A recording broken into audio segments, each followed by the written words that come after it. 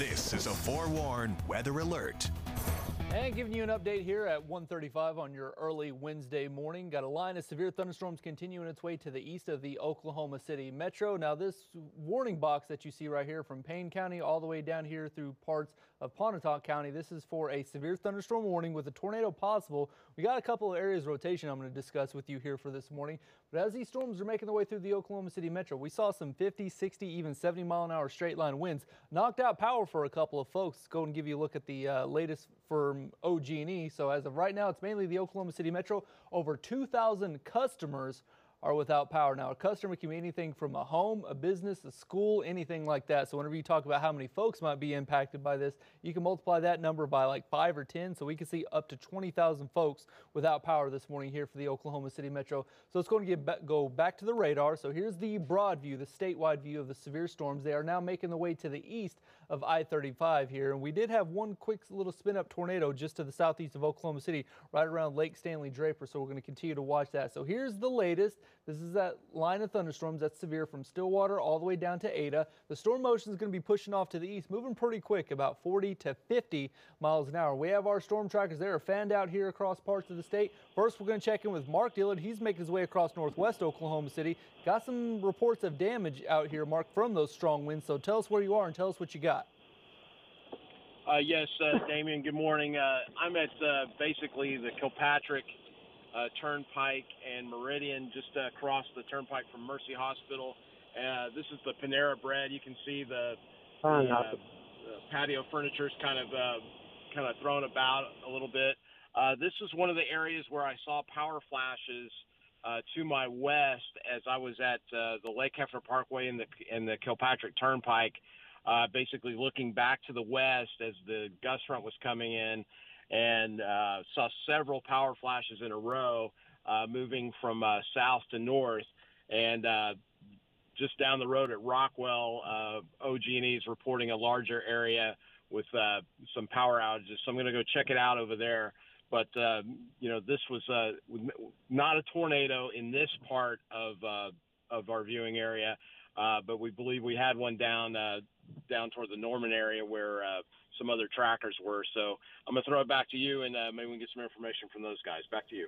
Yeah, Mark, we're going to continue to track that. So we're getting multiple reports of wind damage here across the Oklahoma City metro. And as Mark said, it doesn't necessarily have to be a tornado to produce tornado damage. I mean, 50, 60, 70, even 80-mile-an-hour winds can produce tornado damage as well. So Mark's going to be making his way across northwest Oklahoma City, tracking some of the aftermath of these storms that made their way through. So we still got about 6 hours here before the sun comes up. So we still got a long ways to go here before we can track more of this damage. So Kevin Josephy, he's out across eastern parts of the Oklahoma City metro. He's heading east on I-40, so he's eastbound and down on I-40. So Kevin, tell us where you are and what you're seeing. It looks like the rainfall has come down. Looks like the lightning has as well. Give us an update. Yeah, just traveling here off 40 near the Grand Casino. As this thing continues to move to the east, it continues to weaken, which is a good thing. But you could definitely expect a lot of ponding on the roadway out of here. If you're right in front of the line and it overtakes you, you're going to get pushed around by the little gusty winds that are still associated with this line of storms as it pushes through. Be sure to stay away from any outside windows as it pushes through. I know people want to look outside and see what it's like. But, you take a big chance of a gust coming up and throwing some lawn furniture or something that wasn't secured down or tree limbs or whatever, hitting your window and causing some, damage to your property and personal injury. So you want to go ahead and stay away from the windows as they come through. We'll keep tracking it out here as it pushes east. Back to you.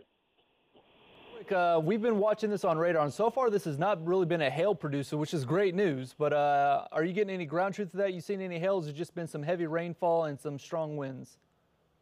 I just got a lot of heavy rainfall, super strong winds earlier yesterday, I guess you could say, because it's now Wednesday. But, just not any hail. I didn't come across any hail whatsoever, but just a lot of heavy rainfall, ponding, and gusty winds. I think the strongest wind gust we felt was probably about 50, maybe 55 for about, 4 or 5 seconds, and then it was gone.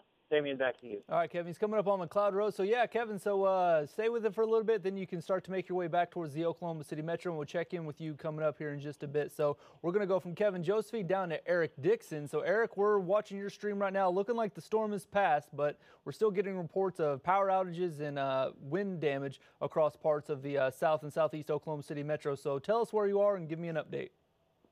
Yeah, Damien, over here at 122nd and Rockwell, about 5-10 minutes ago, the power was out for this whole area.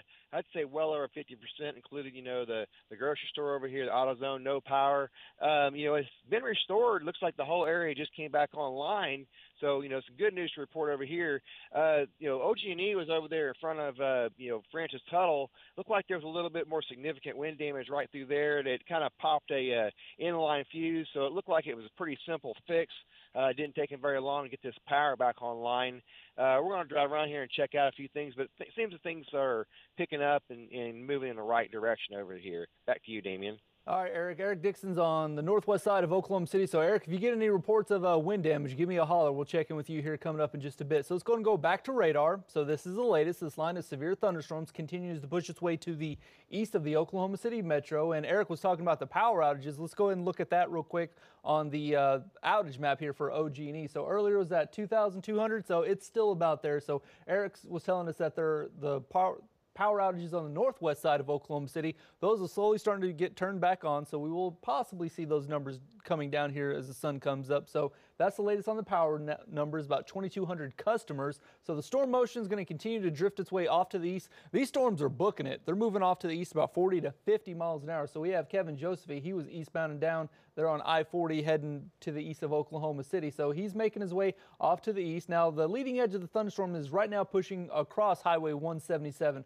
We're talking Stillwater, Chandler, down through Shawnee, eventually pushing into Ada right there. So here for the Oklahoma City Metro, Highway 81, you're starting to clear out, especially north of I-40. The I-35 corridor still got some broad areas, some light to moderate, and even some pockets of heavier rainfall, but the severe part of the storms is going to continue to make its way off to the east. And whenever you start to see a straight line like this, the main threat is going to be some strong straight line winds. So that's what we're tracking right there. And this severe thunderstorm box, it also has a tornado possible tag because we've seen a couple of areas of rotation with some of these leading edge storms. So we're going to continue to watch that. But we're not forgetting about you folks in far northern Oklahoma, Newkirk, Ponca City, Red Rock. These are going to continue to drift away off to the east and northeast. Storms are pushing into Pawnee right there, about to push their way into Osage County in far northern Oklahoma.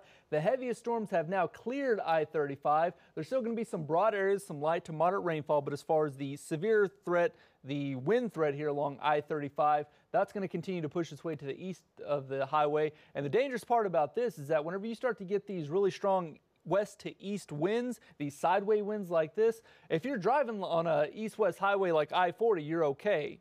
But if you're driving north-south and you get those perpendicular winds, that's whenever you start to see those high-profile vehicles like semis getting blown over and tipped over. So that's going to start to clear right now for far northern Oklahoma and I-35 from the Kansas border down through Perry and Guthrie. On down the line here, these are the strongest storms in far northern Oklahoma. We're talking Stillwater, Chandler, Stroud, up through Bristow, Davenport, Prague right there, even down through parts of Shawnee and Tecumseh, Seminole. That's going to be the strongest storm right here just to the east of the Oklahoma City Metro. For the Oklahoma City Metro, the north side, the Village, Piedmont, down through Bethany, War Acres, Yukon, Mustang, Valley Brook, Moore, down through Norman. We're seeing a little bit of a break in the heavy rainfall right now, but there's still going to be a couple of pockets of heavy rainfall. Now, we did get enough here this morning as those storms are moving through that there could be some ponding on some of the roads, could be some isolated flooding spots, so keep that in mind. But the good news is it's coming up on 1:45 here on your early Wednesday morning. By the time the sun comes up, by the time the morning commute comes around, yeah, most of the flooding should subside, so that's going to be some good news here with these storms moving in as early as they did for this morning. So taking a zoom out, so this is our hail tracker, and this is what I was talking to Kevin Josephine about. So far, so good here for the hail tracker for the Oklahoma City Metro and eastern parts of the state, because so far here for this morning, most of these storms have just been producing strong winds. We had a brief tornado just to the southeast of Oklahoma City by the Lake Stanley Draper there, just to the east of Moore. So for the most part, it hasn't really been a hail tracker, so that's been some good news. We did have some reports earlier, but as you can see, those have since gone away. So this is what I'm tracking for the latest. that severe thunderstorm warning you were looking at, it had a tornado possible tag, and the reason why is because we have a couple of areas of rotation still with these storms as they continue to make their way to the east. So this first area I'm showing you right now that's pushing to the north and northwest of Prague, this little area right there, that was the part of the storm that produced that tornado earlier just around Lake Stanley Draper to the east of the Oklahoma City metro. But that has since closed off. There's no rotation with this, but this little area right here, you see this little bow, instead of it being a straight line, it's kind of coming out like a reverse C right there. It's kind of curved. That's where we're going to see those 50, 60, 70 mile an hour winds just to the north of Prague there along Highway 377. So this was the part of the storm that did produce a tornado earlier this morning, but now it's going to be just a straight line wind event. And then on down the line, there's this area just to the south of Johnson, to the north of Orlesboro. So as you can see right there, just some broad areas of rotation with that one. We're going to continue to watch that as it makes its way off to the east. So it is making its way towards I-40. So this is where we got Kevin Josephy out there. So we'll check in with him as he's making his way back, because this is going to be the main area right here just to the east of Shawnee along I-40, where we do have some broad areas of rotation. So we're going to watch that carefully. If any of these storms do spin up and quicken up and to produce any type of strong winds, some tornadic style winds, it's going to be this part of the storm right there just to the east of Shawnee. So we'll check in with Kevin Josephy coming up here in just a bit. And then we also had this one broad area of rotation just to the south and west of Seminole. You can see that right there moving just across Maud, pushing into Bowlegs right there. So that's going to be the second area of rotation. So if any part of this storm is going to spin up real quick, produce some more strong winds, some tornado style winds,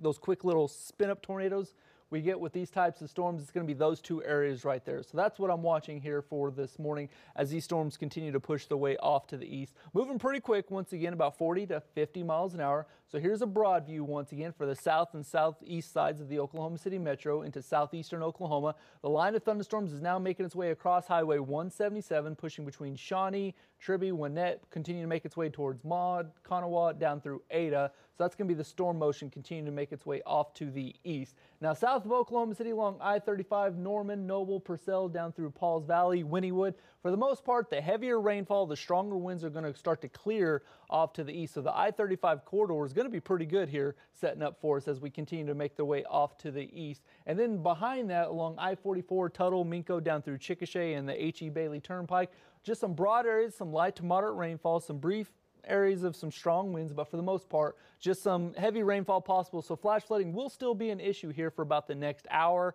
hour and a half, 2 hours. But by the time we head into this morning, the flooding threat should come down. We're going to check in with our trackers here coming up in just a bit. Stay right here with News 4. We'll keep you forewarned.